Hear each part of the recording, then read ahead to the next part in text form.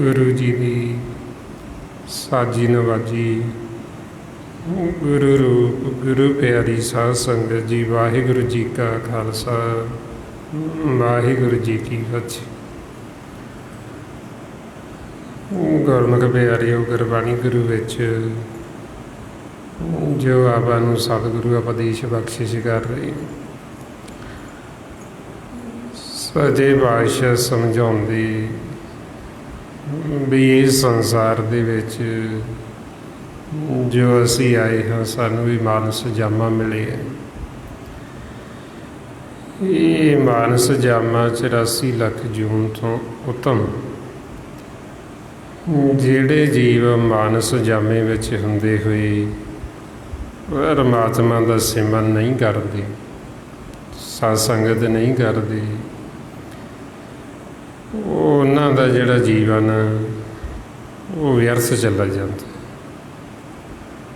सतगुरु कहते भी वो संसार च फिर आए की करन वास्ते, जे उन्होंने सिमरन नहीं करना उन्हां दा फिर जिहड़ा जीवन है महाराज फटकार पाउंदे भी धरग है तुहाडा इहो जिहा जिउना, बई तुसी सिमरन तो बिना भगती तो बिना आपदा सारा जीवन ही व्यर्थ बर्बाद कर लिया। सजे पातशाह फरमाउंदे सतगुर ना सेवे सो काहे आया, तरैग जीवन व्यर्था जन्म गवाया। बई जिन्हां ने सतगुर नूं नहीं सेविया, नहीं सिमरन करते, वो आए की लैण वास्ते संसार च।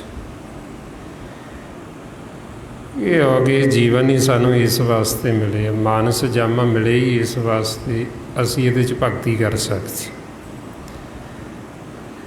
मनमुख जिहड़ा है वो ना दा सिमरन करदा है, ना वो सतसंगत करदा है। इस करके फिर उन्होंने कहते भगती तो हीना है। ये महाराज कहते भगती तो हीना जिहड़ा वो लैण की आया जगत दे विच, इस संसार दे विच, कि ਉਹਦਾ जीवन तो सारा वो व्यर्थ ही चला गया सिमरन तो बिना, भगती तो बिना।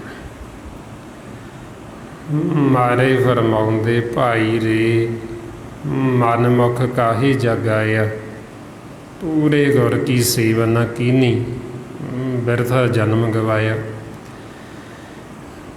बई जिहड़ा मनमुख लैण की आया संसार दे विच, उन्हें कदे भगती नहीं की, पूरे गुरु की कदे उन्हें सेवा नहीं की।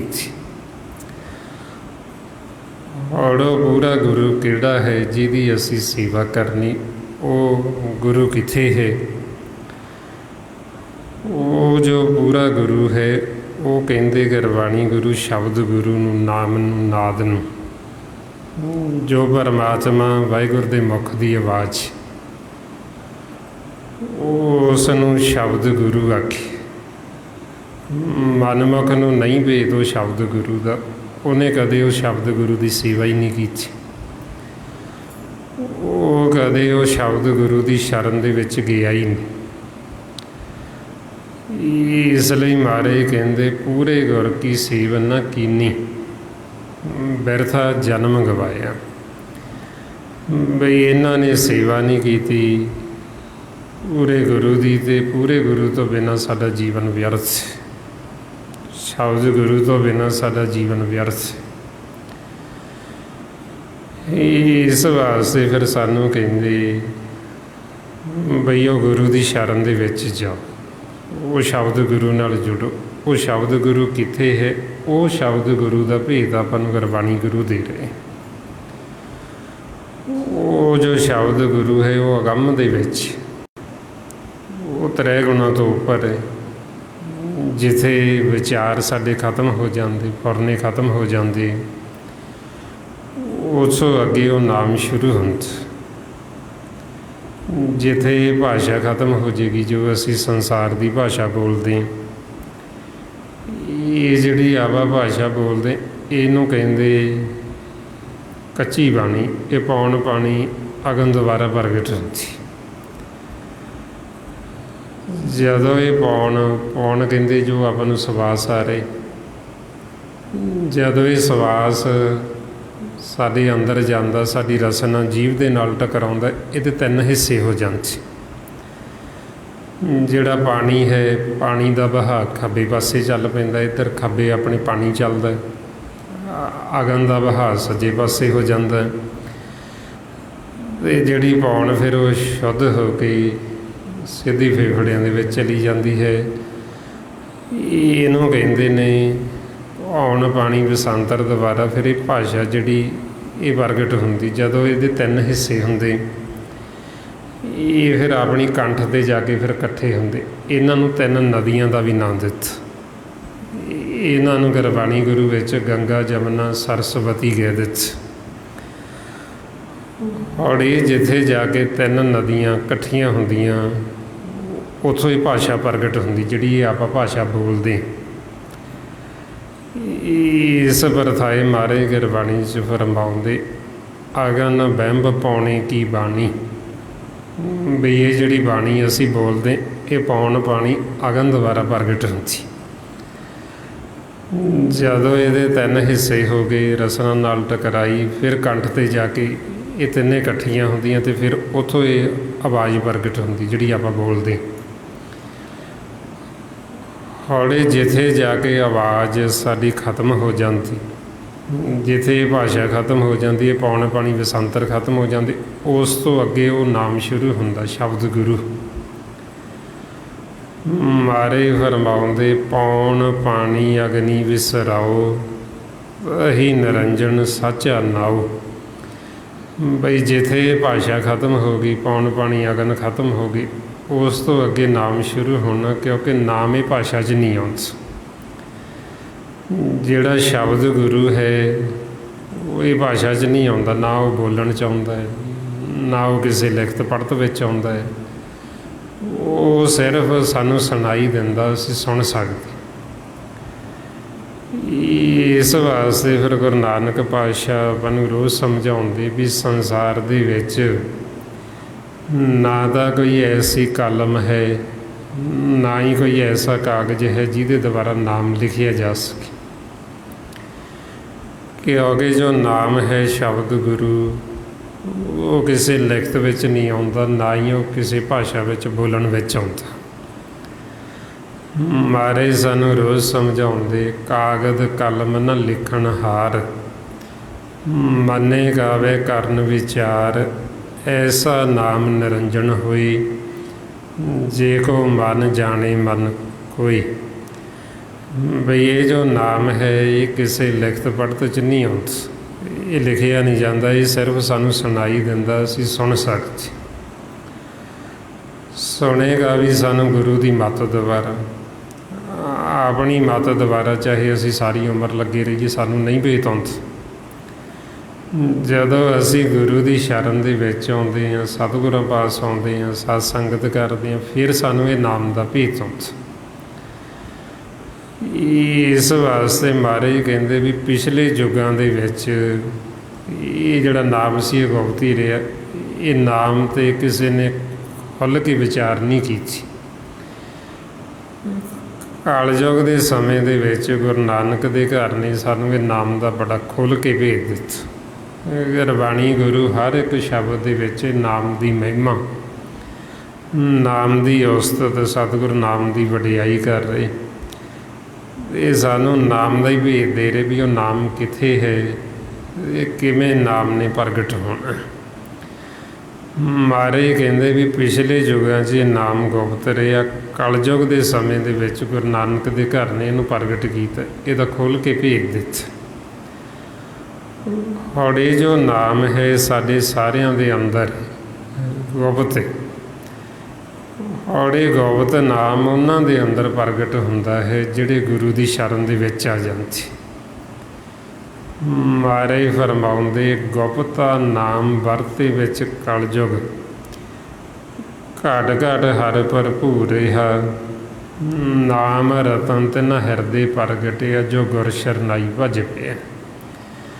ਬਈ ਜਦੋਂ ਅਸੀਂ ਸਤ ਸੰਗਤ ਕਰਾਂਗੇ, ਗੁਰੂ ਦੀ ਸ਼ਰਨ ਦੇ ਵਿੱਚ ਆਵਾਂਗੇ, ਜਿਹੜਾ ਸਾਡੇ ਅੰਦਰ ਨਾਮ ਗੁਪਤ ਹੈ ਉਹ ਗੁਪਤ ਨਾਮ ਸਾਡੇ ਅੰਦਰ ਪ੍ਰਗਟ ਹੋ ਜਾਂਦਾ। ਵੀ ਪਹਿਲਾਂ ਸਾਨੂੰ ਨਾਮ ਸੁਣਦਾ ਨਹੀਂ ਹੈ, ਸਾਡੇ ਸਭ ਦੇ ਅੰਦਰ ਹੀ ਹੈ। ਮਾਲਕ ਸਾਡੇ ਸਾਰਿਆਂ ਦੇ ਅੰਦਰ ਬੋਲ ਰਿਹਾ। ਮਾਰੇ ਫਰਮਾਉਂਦੇ ਸਭੇ ਘਟ ਰਾਮ ਬੋਲੇ, ਵੀ ਜਿੰਨੇ ਵੀ ਘਟ, ਜਿੰਨੇ ਵੀ ਸਰੀਰ ਨੇ, ਸਭ ਦੇ ਅੰਦਰ ਰਾਮ, ਸਭ ਦੇ ਅੰਦਰ ਵਾਹਿਗੁਰੂ ਬੋਲ ਰਿਹਾ। ਪਰ ਸਾਨੂੰ ਉਹ ਸੁਣਾਈ ਨਹੀਂ ਦਿੰਦਾ, ਕਿਉਂਕਿ ਸਾਡਾ ਜਿਹੜਾ ਮਨ ਹੈ ਉਹ ਸੁੱਤਾ ਪਿਆ। ਮਾਲਕ ਸਾਡੇ ਅੰਦਰ ਬੋਲ ਰਹੇ, ਅਸੀਂ ਬਾਹਰ ਭੱਜੇ ਫਿਰਦੇ ਹਾਂ, ਅਸੀਂ ਬਾਹਰ ਮੁਖੀ ਹਾਂ, ਅਸੀਂ ਵਿਚਾਰਾਂ 'ਚ ਦੂਰ ਭੱਜੇ ਫਿਰਦੇ। ਔਰ ਆਪਾਂ ਨੂੰ ਫਿਰ ਸਮਝਾਉਂਦੇ ਵੀ ਬੋਲਦਾ ਤਾਂ ਸਭ ਦੇ ਅੰਦਰ ਹੀ ਹੈ ਮਾਲਕ, ਪਰ ਉਹ ਸਾਨੂੰ ਸੁਣਾਈ ਗੁਰੂ ਦੀ ਮੱਤ ਦੁਆਰਾ ਦਿੰਦੇ। ਕਿਉਂਕਿ ਆਪਣੀ ਮੱਤ ਦੁਆਰਾ ਅਸੀਂ ਬਾਹਰ ਮੁਖੀ ਹਾਂ, ਅਸੀਂ ਵਿਚਾਰਾਂ 'ਚ ਘੁੰਮੀ ਜਾਂਦੇ ਬਾਹਰ, ਅਸੀਂ ਅੰਦਰ ਆਉਂਦੇ ਨਹੀਂ। ਜਿਵੇਂ ਹੁਣ ਇਹ ਗੁਰੂ ਘਰ ਹੈ, ਸਤਿਗੁਰਾਂ ਦਾ ਪ੍ਰਕਾਸ਼ ਹੈ, ਜੀਵ ਅੰਦਰ ਨਾ ਆਵੇ ਅਤੇ ਬਾਹਰੋਂ ਹੀ ਬਾਰ-ਬਾਰ ਘੁੰਮੀ ਜਾਵੇ। ਇਸੇ ਤਰ੍ਹਾਂ ਹੀ ਹੁਣ ਸਾਡੇ ਅੰਦਰ ਜਿੱਥੇ ਉਹ ਸ਼ਬਦ ਗੁਰੂ ਹੈ ਉਹਨੂੰ ਗੁਰਦੁਆਰੇ ਦਾ ਨਾਮ ਦਿੱਤਾ। ਔਰ ਇਹ ਜਿਹੜਾ ਤਨ ਹੈ ਇਹਨੂੰ ਦੀਵਾਰ ਆਖੀ। ਮਨ ਮੰਦਰ ਤਨ ਸਾਜੀ ਵਾਰ। ਹੁਣ ਅਸੀਂ ਉਹ ਬਾਹਰੋਂ ਦੀਵਾਰ ਨੂੰ ਹੀ ਸਾਫ਼ ਕਰੀ ਜਾਂਦੇ ਹਾਂ।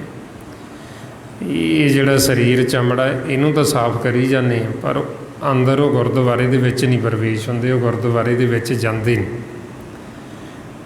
ਜਿੱਥੇ ਉਹ ਸ਼ਬਦ ਗੁਰੂ ਹੈ, ਜਿੱਥੇ ਜਾ ਕੇ ਅਸੀਂ ਉਹ ਸ਼ਬਦ ਗੁਰੂ ਦੀ ਸੇਵਾ ਕਰਨੀ ਸਾਡੇ ਮਨ ਨੇ।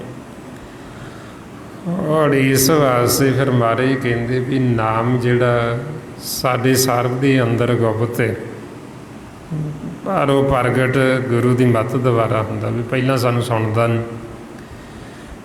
ਜਦੋਂ ਅਸੀਂ ਸਤ ਸੰਗਤ ਕਰਾਂਗੇ, ਸਿਮਰਨ ਅਭਿਆਸ ਕਰਾਂਗੇ, ਫਿਰ ਸਾਨੂੰ ਅੰਦਰੋਂ ਹੀ ਸੁਣਨ ਲੱਗ ਜਾਂਦਾ ਮਾਲਕ ਦੀ ਆਵਾਜ਼। ਜਦੋਂ ਅਸੀਂ ਪਰਮਾਤਮਾ ਦੀ ਆਵਾਜ਼ ਨੂੰ ਸੁਣਾਂਗੇ, ਉਹਨੂੰ ਸੁਣਨ ਦੇ ਨਾਲ ਸਾਡੇ ਦੁੱਖਾਂ ਪਾਪਾਂ ਦਾ ਨਾਸ ਹੋਣਾ।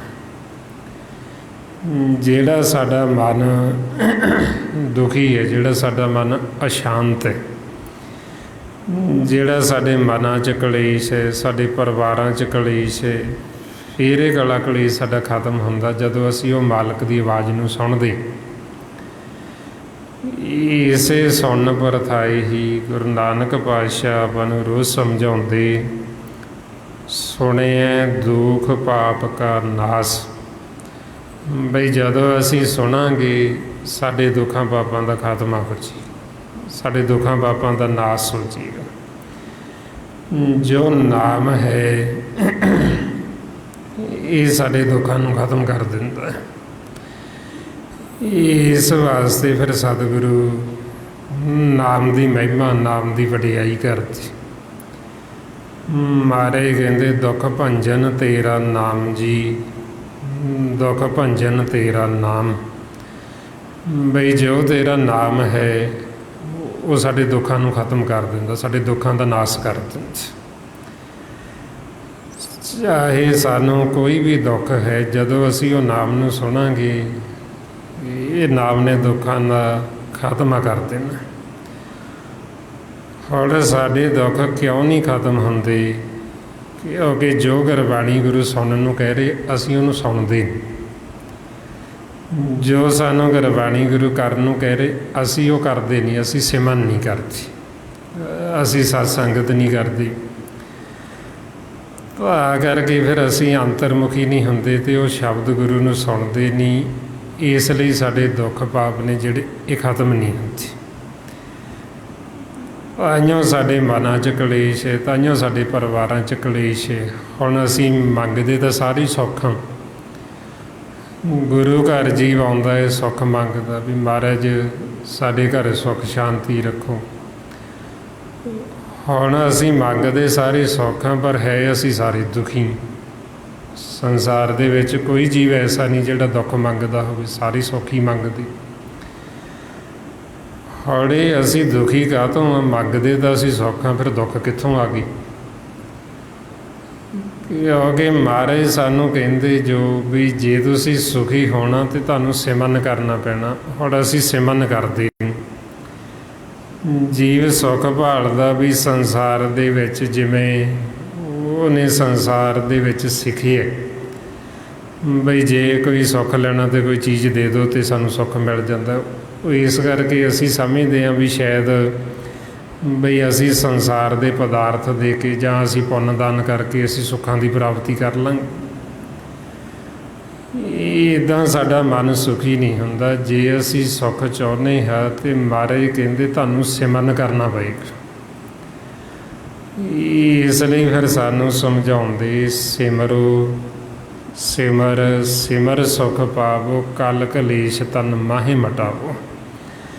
ਬਈ ਜੇ ਤੁਸੀਂ ਸੁਖੀ ਹੋਣਾ ਚਾਹੁੰਦੇ ਹੋ ਤਾਂ ਤੁਹਾਨੂੰ ਸਿਮਰਨ ਕਰਨਾ ਪਏਗਾ, ਅਤੇ ਜਦੋਂ ਸਿਮਰਨ ਕਰੋਗੇ ਤੁਹਾਡਾ ਕਲਾ ਕਲੇਸ਼ ਮਿਟ ਜੇਗਾ।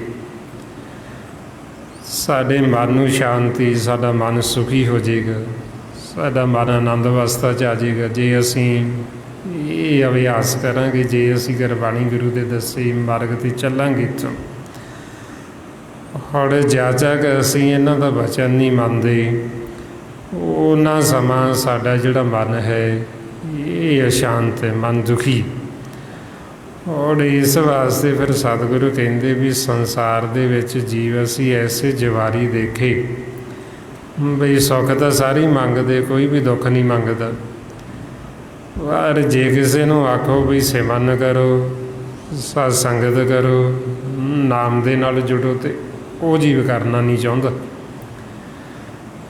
ਇਸ ਲਈ ਫਿਰ ਸਤਿਗੁਰੂ ਕਹਿੰਦੇ ਐਸਾ ਜਗ ਦੇਖਿਆ ਜਵਾਰੀ, ਸਭ ਸੁੱਖ ਮੰਗੇ ਨਾਮ ਵਸਾਰੀ।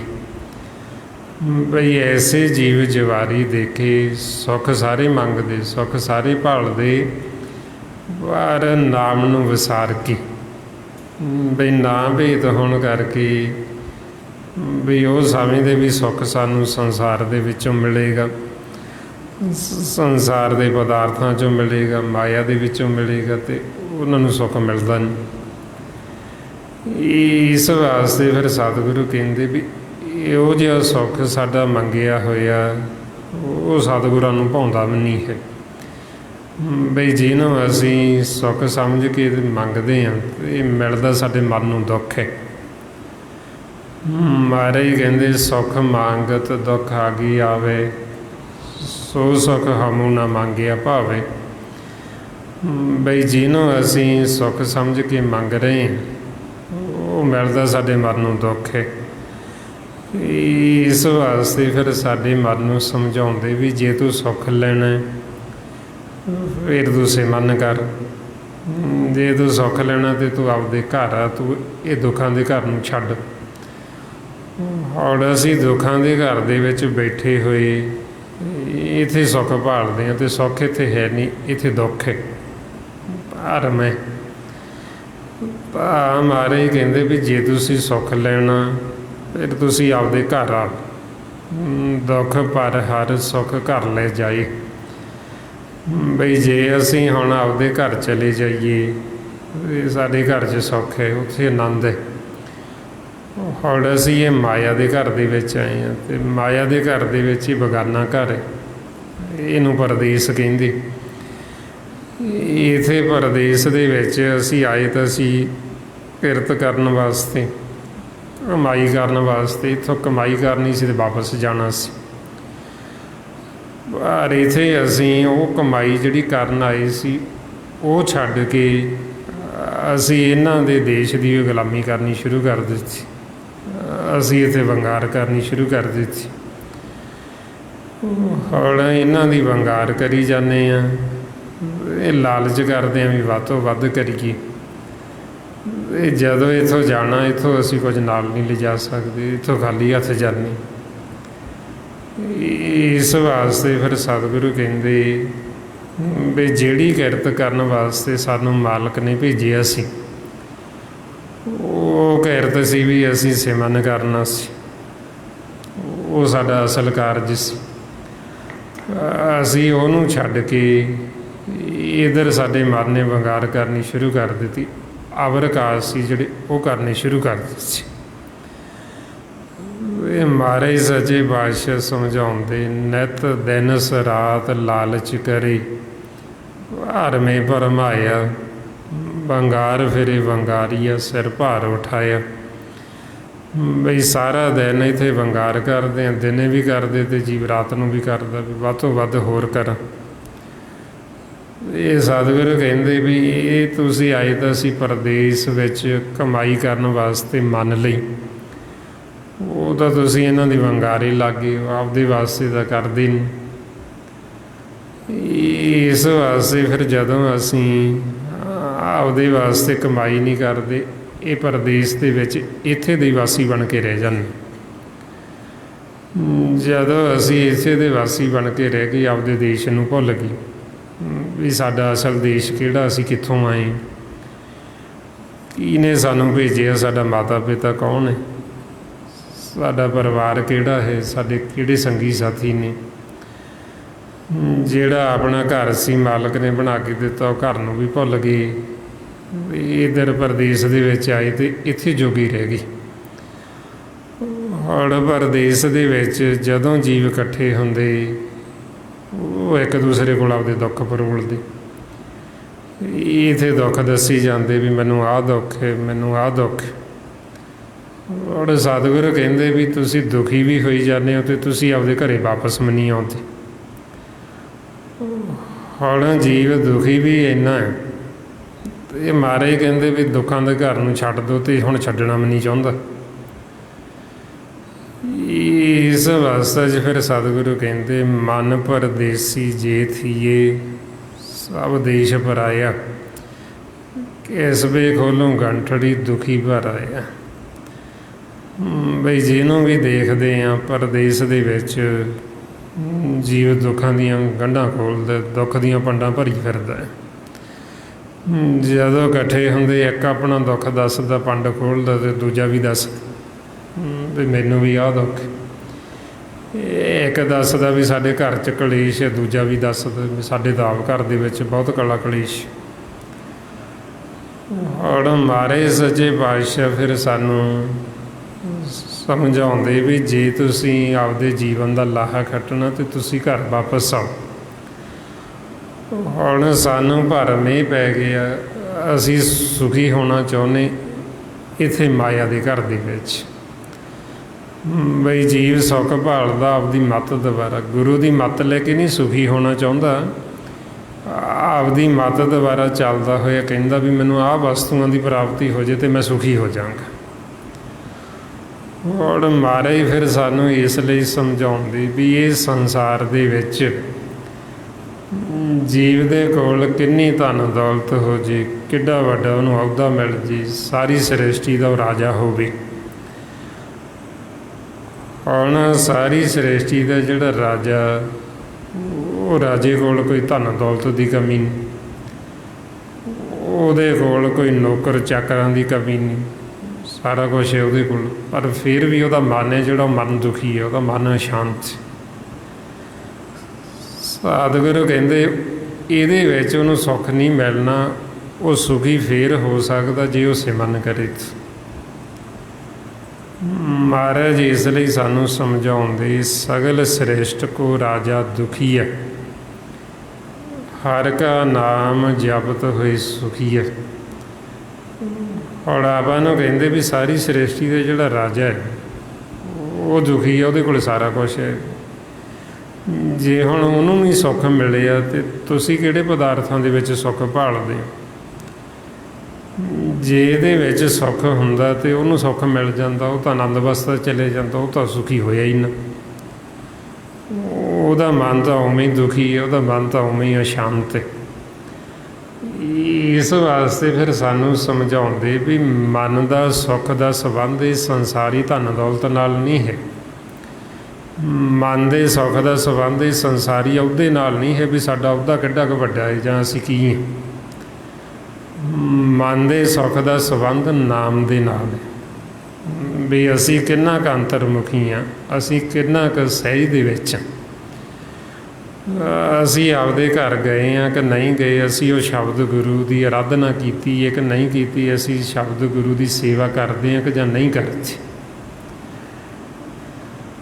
ਜੇ ਅਸੀਂ ਸ਼ਬਦ ਗੁਰੂ ਨਾਲ ਜੁੜਾਂਗੇ, ਨਾਮ ਦੇ ਨਾਲ ਜੁੜਾਂਗੇ ਤਾਂ ਫਿਰ ਸਾਡੇ ਮਨ ਨੂੰ ਸੁੱਖ ਮਿਲਣਾ, ਨਹੀਂ ਤਾਂ ਇਹਨੂੰ ਸੁੱਖ ਨਹੀਂ ਮਿਲਣਾ, ਇਹਨੇ ਦੁਖੀ ਰਹਿਣਾ, ਇਹਨੇ ਸ਼ਾਂਤੀ ਰਹਿਣਾ। ਇਸ ਵਾਸਤੇ ਫਿਰ ਸਤਿਗੁਰੂ ਤਾਂ ਕਹਿੰਦੇ ਵੀ ਸੰਸਾਰ ਦੇ ਵਿੱਚ ਜੀਵ ਅਸੀਂ ਐਸੇ ਜਵਾਰੀ ਦੇਖੇ ਨੇ ਵੀ ਸੁੱਖ ਸਾਰੇ ਭਾਲਦੇ, ਪਰ ਇਹ ਸੁਖੀ ਹੋਣਾ ਚਾਹੁੰਦੇ ਨਾਮ ਤੋਂ ਬਿਨਾਂ। ਨਾਮ ਤੋਂ ਬਿਨਾਂ ਮਹਾਰਾਜ ਕਹਿੰਦੇ ਸੰਸਾਰ ਦੇ ਵਿੱਚ ਕਿਤੇ ਸੁੱਖ ਹੈ ਨਹੀਂ। ਸਤਿਗੁਰੂ ਫਰਮਾਉਂਦੇ, ਡਿੱਠਾ ਸਭ ਸੰਸਾਰ ਸੁੱਖ ਨਾ ਨਾਮ ਬਿਨ। ਬਈ ਅਸੀਂ ਤਾਂ ਸਾਰਾ ਸੰਸਾਰ ਦੇਖ ਲਿਆ ਵੀ ਨਾਮ ਤੋਂ ਬਿਨਾਂ ਸਾਨੂੰ ਤਾਂ ਕੋਈ ਸੁਖੀ ਲੱਭਿਆ ਨਹੀਂ। ਬਈ ਸਾਨੂੰ ਤਾਂ ਕਿਸੇ ਐਸੇ ਪਦਾਰਥ ਦੇ ਵਿੱਚ ਸੁੱਖ ਲੱਗਿਆ ਨਹੀਂ ਬਈ ਨਾਮ ਤੋਂ ਬਿਨਾਂ ਵੀ ਸੁੱਖ ਹੋਵੇ। ਇਸ ਵਾਸਤੇ ਫਿਰ ਆਪਾਂ ਨੂੰ ਕਹਿੰਦੇ ਬਈ ਜੇ ਅਸੀਂ ਨਾਮ ਦੇ ਨਾਲ ਜੁੜ ਜਾਂਗੇ ਫਿਰ ਅਸੀਂ ਸੁਖੀ ਹੋ ਜਾਂਗੇ ਅਤੇ ਫਿਰ ਸਾਡਾ ਸਾਰਾ ਕੁਛ ਹੀ ਪ੍ਰਵਾਨ। ਜੇ ਅਸੀਂ ਨਾਮ ਦੇ ਨਾਲ ਜੁੜ ਜਾਂਦੇ ਹਾਂ ਫਿਰ ਅਸੀਂ ਹਰ ਇੱਕ ਚੀਜ਼ ਦੇ ਵਿੱਚੋਂ ਸੁੱਖ ਲੈ ਸਕਦੇ। ਜੇ ਅਸੀਂ ਨਾਮ ਦੇ ਨਾਲ ਨਹੀਂ ਜੁੜੇ ਤਾਂ ਫਿਰ ਅਸੀਂ ਦੁੱਖ ਪੈਦਾ ਕਰ ਲੈਣਾ। ਆਈਆਂ ਹੁਣ ਆਪਾਂ ਸੰਸਾਰ ਦੇ ਵਿੱਚ ਦੇਖਦੇ ਹਾਂ ਵੀ ਜੀਵ ਕੋਲ ਸਬਰ ਨਹੀਂ ਹੈ, ਸੰਤੋਖ ਨਹੀਂ, ਜਿੰਨਾ ਉਹਨੂੰ ਮਿਲਿਆ ਉਹਦੀ ਤ੍ਰਿਪਤੀ ਨਹੀਂ ਹੈ। ਸਗਾ ਦੇ ਹੋਰ ਦੀ ਲਾਲਸਾ ਦੇ ਵਿੱਚ ਉਹ ਇੰਨਾ ਨਾ ਸ਼ੁਕਰਾ ਹੋਇਆ ਹੈ ਮਾਲਕ ਦਾ ਬਈ ਸ਼ੁਕਰ ਨਹੀਂ ਮਨਾਉਂਦਾ ਵੀ ਜਿੰਨਾ ਮੈਨੂੰ ਮਿਲਿਆ ਤੇਰਾ ਸ਼ੁਕਰ ਹੈ। ਸਗਾ ਦੇ ਹੋਰ ਦੀ ਲਾਲਸਾ ਦੇ ਵਿੱਚ ਦਿਨ ਰਾਤ ਭੱਜਿਆ ਫਿਰਦਾ ਵੀ ਹੋਰ ਹੋਣਾ ਚਾਹੀਦਾ, ਹੋਰ ਹੋਣਾ ਚਾਹੀਦਾ। ਇਹ ਮਹਾਰਾਜ ਸੱਚੇ ਪਾਤਸ਼ਾਹ ਸਾਨੂੰ ਸਮਝਾਉਂਦੇ ਵੀ ਜਿੰਨਾ ਸਾਨੂੰ ਲੋੜ ਹੈ ਉਹਨਾਂ ਦਾ ਸਾਨੂੰ ਮਾਲਕ ਦਿੰਦਾ ਹੀ ਦਿੰਦਾ, ਉਹ ਬਿਨਾਂ ਮੰਗਿਆਂ ਤੋਂ ਹੀ ਸਾਨੂੰ ਦਿੰਦਾ ਹੈ। ਹੋ ਗਏ ਪਰਮਾਤਮਾ ਜੋ ਸਾਡਾ ਮਾਤਾ ਪਿਤਾ ਉਹ ਅੰਤਰਜਾਮੀ, ਉਹਨੂੰ ਬੋਲ ਕੇ ਸਾਨੂੰ ਦੱਸਣ ਦੀ ਲੋੜ ਨਹੀਂ ਵੀ ਸਾਨੂੰ ਕਿਹੜੀ ਚੀਜ਼ ਦੀ ਲੋੜ ਹੈ। ਉਹ ਬਿਨਾਂ ਬੋਲਿਆਂ ਤੋਂ ਹੀ ਜਾਣਦਾ ਮੇਰੇ ਬੱਚੇ ਨੂੰ ਕਿਸ ਚੀਜ਼ ਦੀ ਲੋੜ ਹੈ। ਇਸ ਲਈ ਮਹਾਰਾਜ ਫਰਮਾਉਂਦੇ, ਬਿਨ ਬੋਲਿਆਂ ਸਭ ਕੁਛ ਜਾਣਦਾ, ਕਿਸ ਆਗੇ ਕੀਜੇ ਅਰਦਾਸ। ਬਈ ਅਸੀਂ ਅਰਦਾਸ ਕਿਹਦੇ ਅੱਗੇ ਕਰੀਏ ਵੀ ਉਹ ਤਾਂ ਬਿਨਾਂ ਬੋਲਿਆਂ ਤੋਂ ਹੀ ਜਾਣਦਾ, ਕਿ ਉਹਨੂੰ ਪਤਾ ਨਹੀਂ ਹੈ?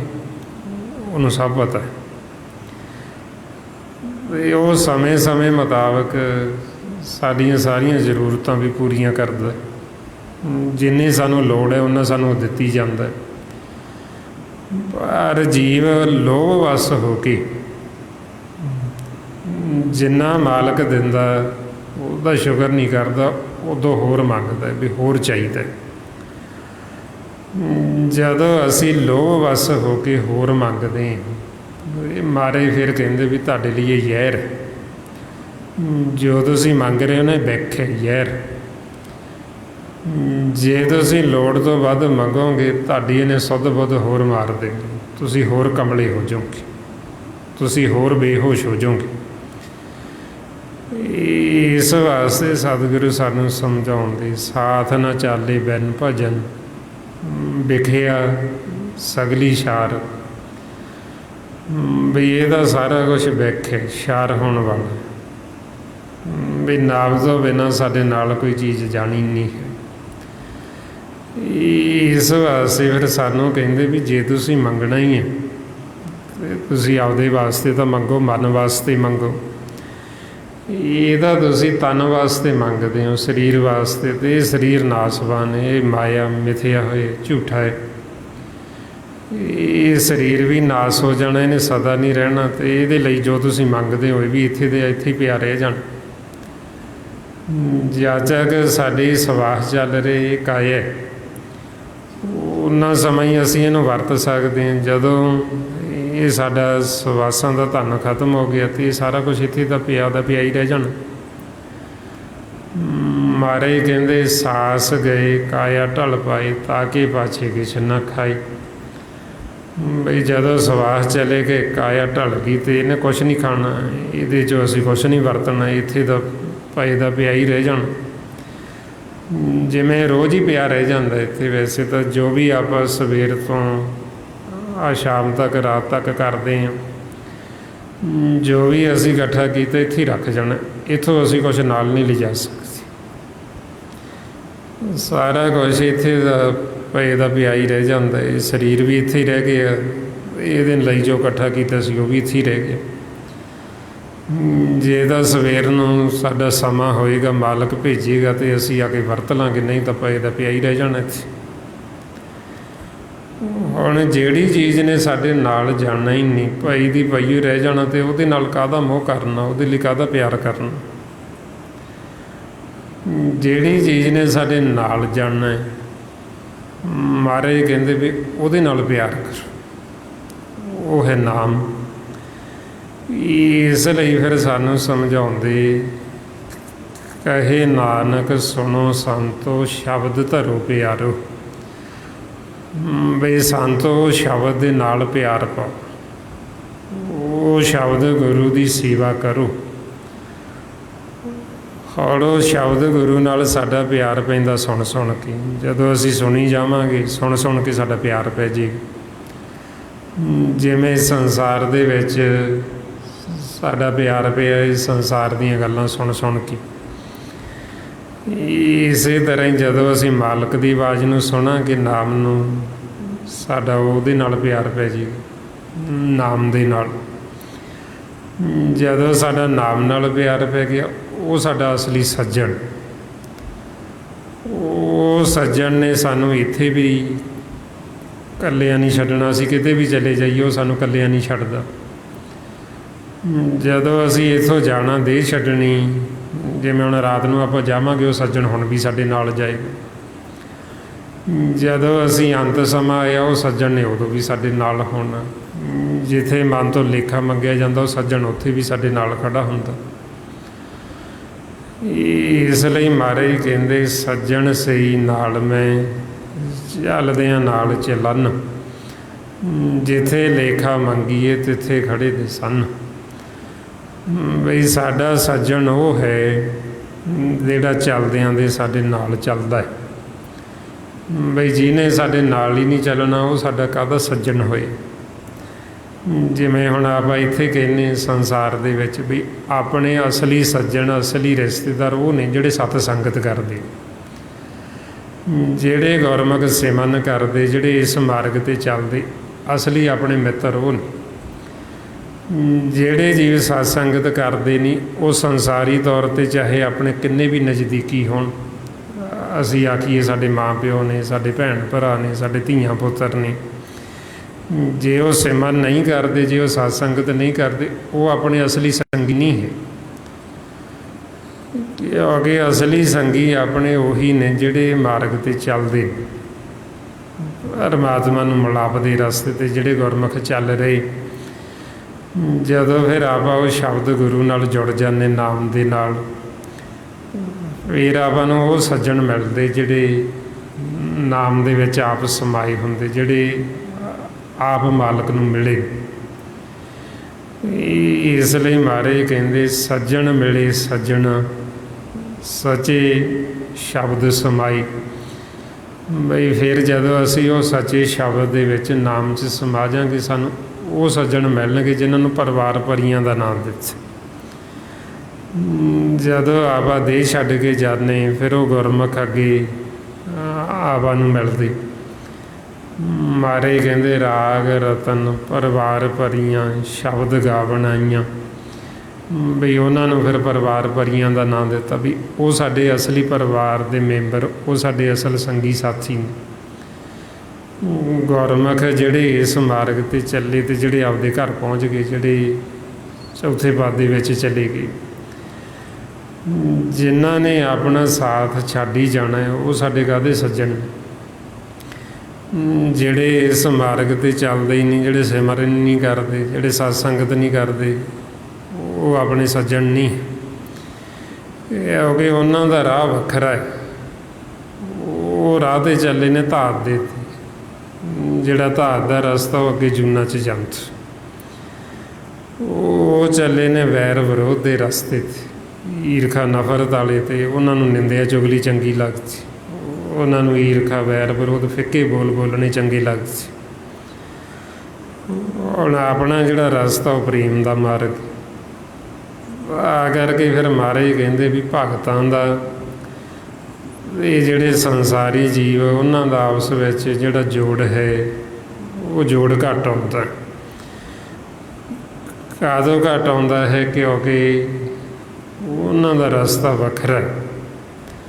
ਮਹਾਰਾਜ ਕਹਿੰਦੇ ਭਗਤਾਂ ਅਤੇ ਸੰਸਾਰੀਆਂ ਜੋੜ ਕਦੇ ਨਾ ਆਇਆ, ਵੀ ਉਹਨਾਂ ਦਾ ਜੋੜ ਇਸ ਕਰਕੇ ਨਹੀਂ ਆਉਂਦਾ ਕਿਉਂਕਿ ਉਹਨੇ ਸੰਸਾਰੀ ਨੇ ਮਾਇਆ ਦੀ ਗੱਲ ਕਰਨੀ, ਦੁਬਦਾ ਦੀ ਗੱਲ ਕਰਨੀ।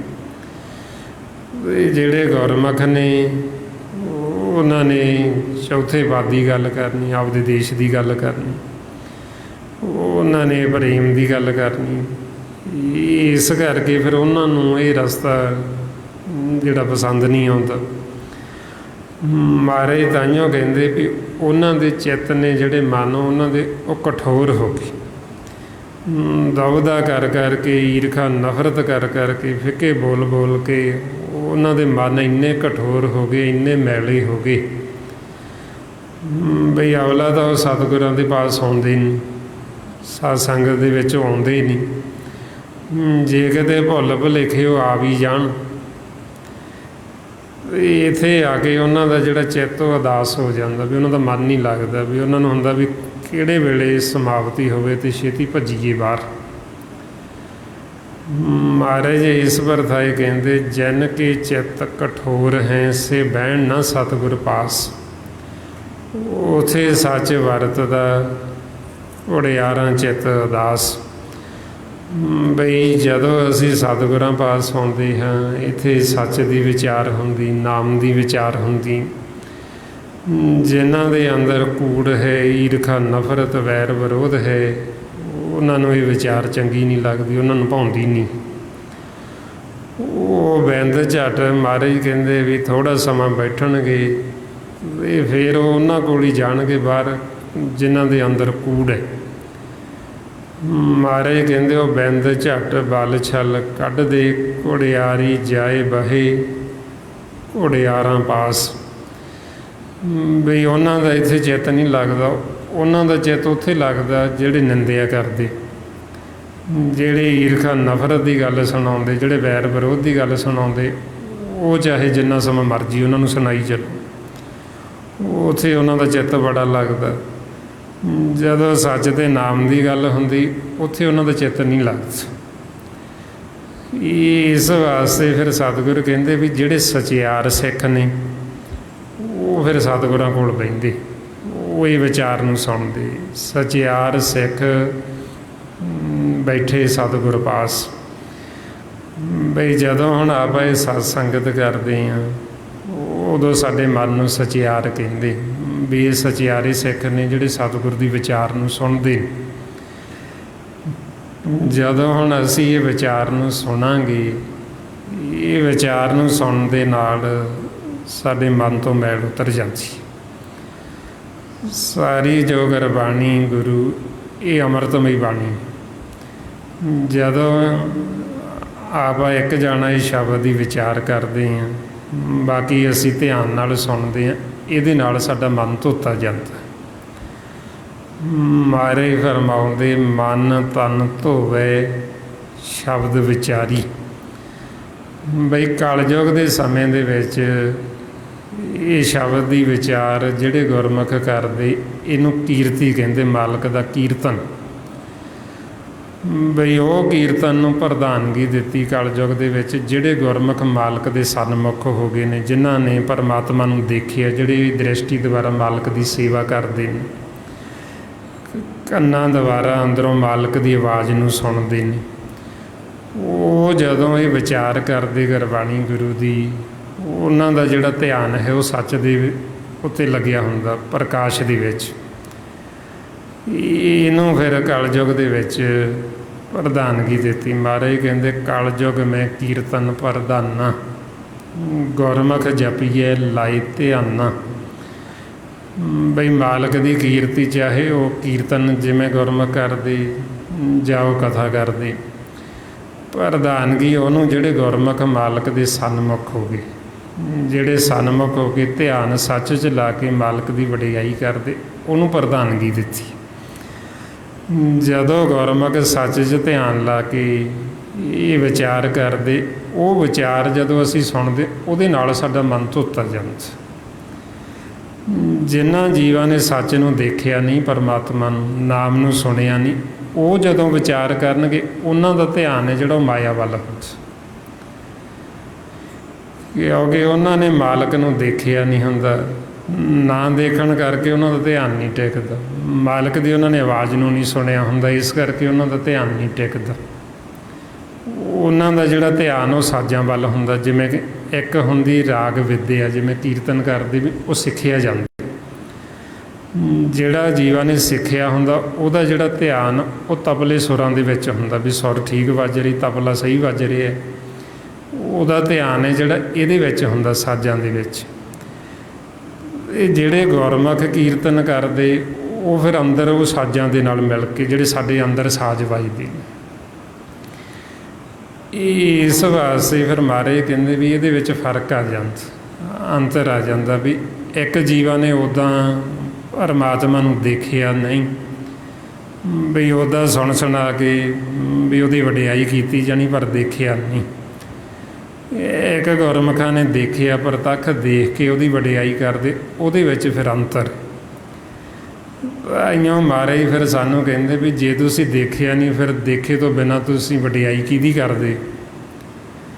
ਮਹਾਰਾਜ ਕਹਿੰਦੇ ਅੰਤਰ ਗਿਆਨ ਨਾ ਆਇਓ, ਜਾ ਕਿਸ ਸੋਝੀ ਪਾਏ, ਬਿਨ ਡਿੱਠਾ ਕਿਆ ਸਲਾਹੀਏ, ਅੰਧਾ ਅੰਧ ਕਮਾਈ। ਬਈ ਕਿਸੇ ਜੀਵ ਨੂੰ ਆਖੋ ਵੀ ਜਿਹਦੀ ਤੂੰ ਵਡਿਆਈ ਕਰਦਾ ਵਾਹਿਗੁਰੂ, ਤੂੰ ਉਹਨੂੰ ਕਦੇ ਦੇਖਿਆ? ਜੇ ਉਹ ਆਖੇ ਮੈਂ ਤਾਂ ਕਦੇ ਦੇਖਿਆ ਨਹੀਂ, ਅਤੇ ਫਿਰ ਕਹਿੰਦੇ ਵਡਿਆਈ ਕਿਹਦੀ ਕਰਦਾ। ਬਿਨ ਡਿੱਠਾ ਕਿਆ ਸਲਾਹੀਏ, ਵੀ ਤੂੰ ਤਾਂ ਆਪ ਅੰਨਾ ਹੈ, ਬਈ ਤੂੰ ਆਪ ਦੇਖਿਆ ਹੀ ਨਹੀਂ, ਜੇ ਤੇ ਤੂੰ ਦੇਖੇ ਤੋਂ ਬਿਨਾਂ ਕਾਹਦੀ ਵਡਿਆਈ ਕਰਦਾ। ਬਈ ਜੋ ਪਹਿਲਾਂ ਜਿਹਦੀ ਵਡਿਆਈ ਕਰਦਾ, ਜਿਹਦੀ ਉਸਤਤ ਕਰਦਾ, ਉਹਨੂੰ ਤੂੰ ਆਪ ਦੇਖ ਤਾਂ ਸਹੀ ਬਈ ਉਹ ਕਿਹੋ ਜਿਹਾ। ਇਸ ਵਾਸਤੇ ਫਿਰ ਆਪਾਂ ਨੂੰ ਕਹਿੰਦੇ ਬਿਨ ਡਿੱਠਾ ਕਿਆ ਸਲਾਹੀਏ, ਅੰਧਾ ਅੰਧ ਕਮਾਈ। ਬਈ ਜਿਹਨੇ ਨਹੀਂ ਦੇਖਿਆ ਵੀ ਉਹ ਆਪ ਅੰਨਾ ਹੈ। ਇਸ ਵਾਸਤੇ ਫਿਰ ਸਤਿਗੁਰੂ ਕਹਿੰਦੇ ਵੀ ਜਿਹੜਾ ਆਪ ਅੰਨਾ, ਉਹ ਤੋਂ ਅਸੀਂ ਮੁਕਤ ਨਹੀਂ ਹੋ ਸਕਦੇ, ਉਹ ਤੋਂ ਸਾਡਾ ਭਰਮ ਨਹੀਂ ਜਾਏਗਾ। ਅੰਧੇ ਗੁਰੂ ਤੇ ਭਰਮ ਨਾ ਜਾਈ, ਮੂਲ ਛੋੜ ਲਾਗੇ ਦੂਜੇ ਭਾਈ, ਬਿਖ ਕਾ ਮਾਤਾ ਬਿਖ ਮਾਹੇ ਸਮਾਈ। ਬਈ ਜਿਹੜਾ ਐਸਾ ਹੈ ਉਹ ਆਪ ਅੰਨਾ, ਉਹ ਆਪ ਬੈਸਟਾ ਦੇ ਵਿੱਚ ਜਾਏਗਾ, ਉਹ ਆਪ ਅੱਗੇ ਜੂਨਾਂ ਦੇ ਵਿੱਚ ਜਾਏਗਾ, ਅਤੇ ਜਿਹੜੇ ਉਹਦੇ ਸੰਗੀ ਸਾਥੀ ਉਹ ਵੀ ਉੱਥੇ ਹੀ ਚਲੇ ਜਾਣਗੇ। ਇਸ ਵਾਸਤੇ ਫਿਰ ਸਾਨੂੰ ਸਤਿਗੁਰੂ ਸਮਝਾਉਂਦੇ ਵੀ ਤੁਸੀਂ ਆਪ ਮਾਲਕ ਨੂੰ ਦੇਖੋ, ਤੁਸੀਂ ਆਪ ਉਹਦੇ ਸਨਮੁਖ ਹੋਵੋ, ਤੁਸੀਂ ਆਪ ਮਾਲਕ ਦੀ ਆਵਾਜ਼ ਨੂੰ ਸੁਣੋ, ਪਰਮਾਤਮਾ ਦੀ ਉਹ ਸ਼ਬਦ ਗੁਰੂ ਦੀ ਸੇਵਾ ਕਰੋ। ਫਿਰ ਮਹਾਰਾਜ ਕਹਿੰਦੇ ਵੀ ਜਿਨ੍ਹਾਂ ਨੇ ਸਤਿਗੁਰੂ ਨੂੰ ਨਹੀਂ ਸੇਵਿਆ, ਵੀ ਉਹਨਾਂ ਦਾ ਜਿਹੜਾ ਜੀਵਨ ਹੈ ਵਿਅਰਥ। ਇਸ ਲਈ ਮਹਾਰਾਜ ਕਹਿੰਦੇ ਵੀ ਜਿਨ੍ਹਾਂ ਨੇ ਨਹੀਂ ਸਿਮਰਨ ਕੀਤਾ, ਨਹੀਂ ਸਤ ਸੰਗਤ ਕੀਤੀ, ਨਹੀਂ ਉਹ ਸ਼ਬਦ ਗੁਰੂ ਦੀ ਸੇਵਾ ਕੀਤੀ, ਫਿਰ ਉਹਨਾਂ ਦਾ ਜੀਵਨ ਜਿਹੜਾ ਉਹ ਤਾਂ ਫਟਕਾਰ ਪਾਉਂਦੇ ਵੀ ਧਰਕ ਗਿਆ। ਇਸ ਵਾਸਤੇ ਫਿਰ ਆਪਾਂ ਨੂੰ ਕਹਿੰਦੇ ਵੀ ਜਿਨ੍ਹਾਂ ਨੇ ਫਿਰ ਇਹ ਸਿਮਰਨ ਕਰਕੇ ਉਹ ਸ਼ਬਦ ਗੁਰੂ ਦੇ ਨਾਲ ਜੁੜ ਗਏ, ਮਾਲਕ ਦੇ ਸਨਮੁਖ ਹੋ ਗਏ, ਉਹ ਜਿਉਂਦੇ ਜੀ ਮੁਕਤ ਹੋ ਗਏ, ਉਹ ਆਪ ਵੀ ਆਏ ਪ੍ਰਵਾਨ ਨੇ। ਅਤੇ ਜਦੋਂ ਅਸੀਂ ਉਹਨਾਂ ਦਾ ਸੰਗ ਕਰਾਂਗੇ ਅਤੇ ਉਹ ਸਾਨੂੰ ਵੀ ਦੱਸ ਦੇਣਗੇ ਵੀ ਅਸੀਂ ਵੀ ਕਿਵੇਂ ਮੁਕਤ ਹੋਣਾ। ਇਸ ਵਾਸਤੇ ਫਿਰ ਆਪਾਂ ਨੂੰ ਸਮਝਾਉਂਦੇ ਵੀ ਇਹ ਸਾਨੂੰ ਸਤ ਸੰਗਤ ਦਾ ਲਾਹਾ ਹੁੰਦਾ ਵੀ ਸਾਨੂੰ ਭੇਤ ਨਹੀਂ ਹੁੰਦਾ ਨਾਮ ਦਾ, ਆਪਣੇ ਘਰ ਨਿੱਜ ਮਹਿਲ ਦਾ, ਸੱਚ ਦਾ, ਵਾਹਿਗੁਰੂ ਦਾ। ਇਹ ਸਾਰਾ ਭੇਤ ਸਾਨੂੰ ਸਤ ਸੰਗਤ ਦੇ ਵਿੱਚ ਆ ਕੇ ਮਿਲਦਾ। ਇਹ ਸਤ ਸੰਗਤ ਦੇ ਵਿੱਚ ਆ ਕੇ ਹੀ ਇਹਦੇ ਆਪਣੇ ਮਨ ਦੀ ਮੈਲ ਉਤਰਦੀ, ਨਹੀਂ ਤਾਂ ਸਾਡੇ ਮਨ ਦੀ ਮੈਲ ਨਹੀਂ ਉਤਰਦੀ। ਭਾਈਆਂ ਮਾਰੇ ਕਹਿੰਦੇ ਬਿਨ ਸੰਗਤ ਮੈਲ ਭਰੀ ਜੇ ਜੀਓ, ਵੀ ਸਤ ਸੰਗਤ ਤੋਂ ਬਿਨਾਂ ਤਾਂ ਮੈਲ ਦੇ ਨਾਲ ਭਰਿਆ ਰਹਿੰਦਾ ਮਨ। ਜਦੋਂ ਆਪਾਂ ਸਤ ਸੰਗਤ ਕਰਦੇ ਹਾਂ, ਸ਼ਬਦ ਦੀ ਵਿਚਾਰ ਕਰਦੇ ਹਾਂ, ਸੁਣਦੇ ਹਾਂ, ਫਿਰ ਇਹ ਸਾਡੇ ਮਨ ਦੀ ਮੈਲ ਉਤਰਦੀ। ਫਿਰ ਆਪਾਂ ਨੂੰ ਸਮਝਾਇਆ ਜਾਂਦਾ ਵੀ ਅਸੀਂ ਕਿਵੇਂ ਸਿਮਰਨ ਕਰਨਾ, ਕਿਵੇਂ ਅਸੀਂ ਮਨ ਨੂੰ ਨਿਰਮਲ ਕਰਨਾ, ਕਿਵੇਂ ਇਹਦਾ ਇਸ਼ਨਾਨ ਕਰਾਉਣਾ। ਜੋ ਮਾਰੇ ਫਰਮਾਉਂਦੇ ਕਰ ਇਸ਼ਨਾਨ ਸਿਮਰ ਪ੍ਰਭ ਆਪਣਾ, ਮਨ ਤਨ ਭਈ ਅਰੋਗਾ। ਆਓ ਹੁਣ ਕਿਵੇਂ ਅਸੀਂ ਮਨ ਦਾ ਇਸ਼ਨਾਨ ਕਰਾਉਣਾ, ਜੋ ਸਤਿਗੁਰੂ ਆਪਾਂ ਨੂੰ ਅਹਿਸਾਸ ਗਿਰਾ ਸਿਮਰਨ ਦੱਸਦੇ ਨੇ। ਆਓ ਸਾਰੇ ਗੁਰਮੁਖ ਪਿਆਰੇ ਕਰੋ ਜੀ ਸ਼ੁਰੂ। ਵਾਹਿਗੁਰੂ ਵਾਹਿਗੁਰੂ ਵਾਹਿਗੁਰੂ ਵਾਹਿਗੁਰੂ ਵਾਹਿਗੁਰੂ ਵਾਹਿਗੁਰੂ ਵਾਹਿਗੁਰੂ ਵਾਹਿਗੁਰੂ ਵਾਹਿਗੁਰੂ ਵਾਹਿਗੁਰੂ ਵਾਹਿਗੁਰੂ ਵਾਹਿਗੁਰੂ ਵਾਹਿਗੁਰੂ ਵਾਹਿਗੁਰੂ ਵਾਹਿਗੁਰੂ ਵਾਹਿਗੁਰੂ ਵਾਹਿਗੁਰੂ ਵਾਹਿਗੁਰੂ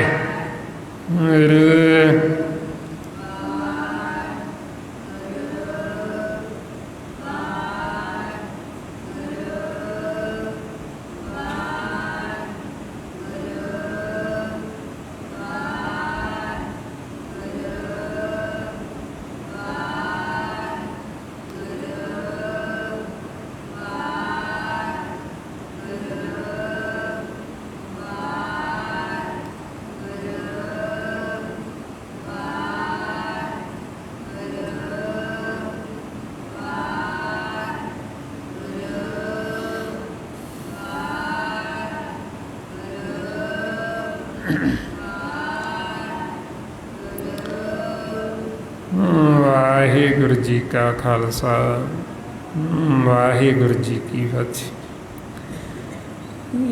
ਇਸ ਤਰੀਕੇ ਨਾਲ ਗੁਰਮੁਖੋ ਜਦੋਂ ਆਪਾਂ ਇਹ ਸਿਮਰਨ ਕਰਦੇ ਹਾਂ, ਸਤ ਸੰਗਤ ਕਰਦੇ, ਫਿਰ ਸਾਨੂੰ ਇਹ ਭੇਤ ਆਉਂਦਾ। ਇਸ ਲਈ ਮਹਾਰਾਜ ਕਹਿੰਦੇ ਵੀ ਜਿਹੜੇ ਸਿਮਰਨ ਨਹੀਂ ਕਰਦੇ ਵੀ ਉਹ ਫਿਰ ਕੀ ਕਰਨ ਆਈ ਜਗਤ ਦੇ ਵਿੱਚ, ਵੀ ਉਹਨਾਂ ਦਾ ਜੀਵਨ ਜਿਹੜਾ ਉਹ ਧਰਕ ਗਿਆ, ਬਈ ਸਾਰਾ ਜੀਵਨ ਉਹਨਾਂ ਦਾ ਵਿਅਰਥ ਹੀ ਚੱਲਾ ਗਿਆ। ਸਤਿਗੁਰ ਨਾ ਸੇਵੇ ਸੋ ਕਾਹੇ ਆਇਆ, ਰਹਿ ਜੀਵਨ ਵਿਅਰਥ ਜਨਮ ਗਵਾਇਆ।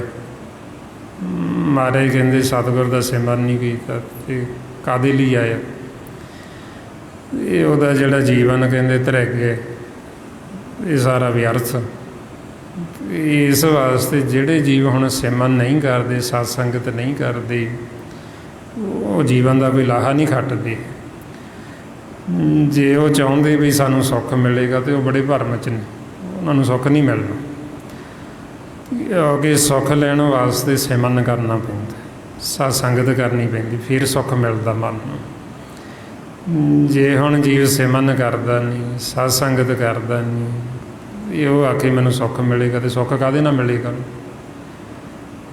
ਉਹ ਕੀ ਚਾਹੁੰਦਾ ਵੀ ਮੈਂ ਮਾਇਆ ਇਕੱਠੀ ਕਰ ਲਾਂ ਅਤੇ ਸੁਖੀ ਹੋ ਜਾਵਾਂ? ਨਹੀਂ ਸੁੱਖ ਮਿਲਣਾ। ਉਹ ਚਾਹੁੰਦਾ ਮੈਂ ਘਰ-ਬਾਰ ਬਣਾ ਲਾਂ ਵੱਡਾ ਅਤੇ ਸੁਖੀ ਹੋ ਜਾਵਾਂਗਾ, ਨਹੀਂ ਸੁਖੀ ਹੋ ਸਕਦਾ। ਉਹ ਚਾਹੁੰਦਾ ਵੀ ਮੇਰਾ ਸਰੀਰ ਤੰਦਰੁਸਤ ਹੋ ਜੇ, ਮੈਂ ਸੁਖੀ ਹੋ ਜਾਵਾਂਗਾ, ਨਹੀਂ ਹੋਣਾ। ਸਰੀਰ ਜਦੋਂ ਤੰਦਰੁਸਤ ਸਾਡਾ ਸੀਗਾ, ਉਦੋਂ ਕਿਹੜਾ ਅਸੀਂ ਸੁਖੀ ਸੀ? ਜਿਵੇਂ ਹੁਣ ਕਈ ਵਾਰ ਜੀਵ ਕਹਿ ਦਿੰਦਾ ਮੇਰਾ ਸਰੀਰ ਨਹੀਂ ਠੀਕ, ਇਹ ਅਸੀਂ ਥੋੜ੍ਹਾ ਜਿਹਾ ਪਿੱਛੇ ਜਾਈਏ ਵੀ ਜਦੋਂ ਠੀਕ ਸੀ ਕੀ ਉਦੋਂ ਅਸੀਂ ਸੁਖੀ ਸੀ? ਮਨ ਤਾਂ ਉਦੋਂ ਵੀ ਦੁਖੀ ਸੀ, ਕਿਉਂਕਿ ਮਨ ਦਾ ਸੰਬੰਧ ਇਹ ਸਰੀਰ ਨਾਲ ਨਹੀਂ ਹੈ। ਮਨ ਦਾ ਸੰਬੰਧ ਇਹ ਸੰਸਾਰੀ ਪਦਾਰਥਾਂ ਦੇ ਨਾਲ ਨਹੀਂ ਹੈ ਵੀ ਅਸੀਂ ਇਹਨਾਂ ਨਾਲ ਸੁਖੀ ਹੋਣਾ ਜਾਂ ਸਰੀਰ ਨਾਲ ਸੁਖੀ ਹੋਣਾ। ਸਾਡੇ ਮਨ ਦਾ ਸੰਬੰਧ ਉਹ ਸ਼ਬਦ ਗੁਰੂ ਨਾਲ ਹੈ। ਜੇ ਤਾਂ ਅਸੀਂ ਜੁੜ ਗਏ ਤਾਂ ਅਸੀਂ ਸੁਖੀ ਹੋ ਜਾਣਾ, ਜੇ ਅਸੀਂ ਟੁੱਟੇ ਰਹੇ ਅਸੀਂ ਸੁਖੀ ਨਹੀਂ ਹੋ ਸਕਦੇ। ਫਿਰ ਆਵਾਂ ਨੂੰ ਸਮਝਾਉਂਦੇ ਵੀ ਜੇ ਤੁਸੀਂ ਸੁਖੀ ਹੋਣਾ ਚਾਹੁੰਦੇ ਹੋ, ਫਿਰ ਤੁਸੀਂ ਉਹ ਸਤਿਗੁਰ ਨੂੰ ਸੇਵੋ, ਮਾਲਕ ਨੂੰ, ਅਤੇ ਉਹ ਸ਼ਬਦ ਗੁਰੂ ਦੇ ਨਾਲ ਜੁੜੋ।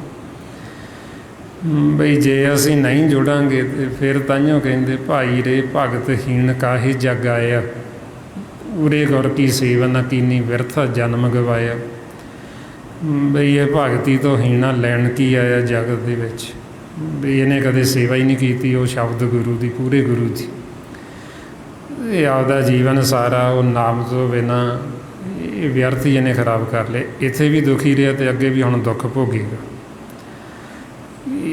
ਇਸ ਵਾਸਤੇ ਫਿਰ ਆਪਾਂ ਨੂੰ ਸਤਿਗੁਰੂ ਸਮਝਾਉਂਦੇ ਵੀ ਜੇ ਅਸੀਂ ਹੁਣ ਸ਼ਬਦ ਗੁਰੂ ਨਾਲ ਜੁੜ ਜਾਵਾਂਗੇ, ਅਸੀਂ ਇੱਥੇ ਵੀ ਸੁਖੀ, ਇਹ ਅਸੀਂ ਅੱਗੇ ਵੀ ਸੁਖੀ। ਆਪਦਾ ਅਸੀਂ ਅਸਲ ਘਰ ਹੈ ਜਿਹੜਾ, ਉੱਥੇ ਅਸੀਂ ਨਿਵਾਸ ਕਰ ਲੈਣਾ ਅਤੇ ਅਸੀਂ ਉੱਥੇ ਆਉਣ ਜਾਣ ਬਣਾ ਲੈਣਾ।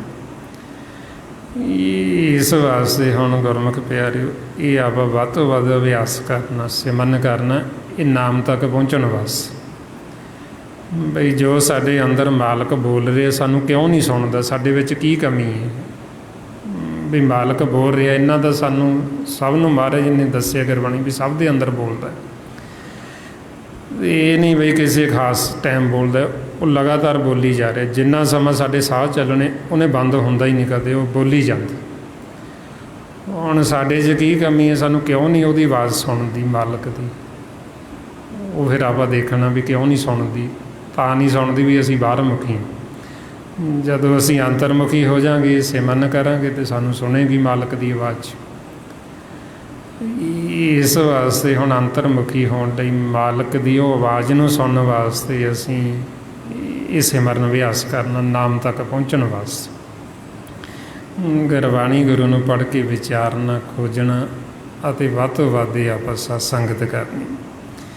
ਇਹ ਜੋ ਸਾਰਾ ਭੇਦ ਗੁਰਬਾਣੀ ਗੁਰੂ ਦੁਆਰਾ ਆਪਾਂ ਨੂੰ ਦਿੱਤਾ ਮਹਾਂਪੁਰਖਾਂ ਨੇ, ਭਾਈ ਸਾਹਿਬ ਭਾਈ ਸੇਵਾ ਸਿੰਘ ਜੀ ਧਰਮਾਲਾ, ਉਸੇ ਗਿਆਨ ਨੂੰ ਆਪਾਂ ਨਿਤ ਦ੍ਰਿੜ ਕਰਦੇ ਹਾਂ ਵੀ ਤਾਂ ਕਿ ਇਹ ਆਪਣੇ ਮਨ ਨੂੰ ਗਿਆਨ ਦ੍ਰਿੜ ਹੋ ਜੇ, ਸਾਡੇ ਹਿਰਦੇ 'ਚ ਵਸ ਜੇ। ਜੇ ਇਹ ਗਿਆਨ ਸਾਡੇ ਹਿਰਦੇ 'ਚ ਵਸ ਜੇਗਾ ਤਾਂ ਅਸੀਂ ਸਦਾ ਲਈ ਸੁਖੀ ਹੋ ਜਾਣਾ। ਇਹ ਜਿਹੜਾ ਗਿਆਨ ਜੋ ਸਤਿਗੁਰੂ ਆਪਾਂ ਨੂੰ ਬਖਸ਼ਿਸ਼ ਕਰਦੇ, ਇਹ ਮਾਮੂਲੀ ਗਿਆਨ ਨਹੀਂ ਹੈ, ਇਹਨੂੰ ਬ੍ਰਹਮ ਦਾ ਗਿਆਨ ਕਹਿੰਦੇ। ਇਹ ਗਿਆਨ ਹੋਣ ਦੇ ਨਾਲ ਸਾਡੇ ਮਨ ਨੇ ਸ਼ੀਤਲ ਹੋ ਜਾਣਾ, ਠੰਡਾ ਹੋ ਜਾਣਾ। ਇਸ ਵਾਸਤੇ ਫਿਰ ਆਪਾਂ ਇਹ ਗਿਆਨ ਲੈਣ ਵਾਸਤੇ ਵੱਧ ਤੋਂ ਵੱਧ ਸੰਗਤ ਕਰਨੀ। ਸੋ ਇੰਨੀਆਂ ਹੀ ਬੇਨਤੀਆਂ, ਇੰਨੇ ਵਿਚਾਰ ਕਰਦਿਆਂ ਹੋਏ, ਜੇ ਕੋਈ ਐਸਾ ਸ਼ਬਦ ਬੋਲਿਆ ਗਿਆ ਹੋਵੇ ਸੰਗਤ ਅਤੇ ਸਤਿਗੁਰੂ ਬਖਸ਼ਣ ਯੋਗ ਨੇ, ਬਖਸ਼ ਲੈਣਾ ਜੀ। ਵਾਹਿਗੁਰੂ ਜੀ ਕਾ ਖਾਲਸਾ, ਵਾਹਿਗੁਰੂ ਜੀ ਕੀ ਫਤਿਹ। ਵਾਹਿਗੁਰੂ ਵਾਹਿਗੁਰੂ।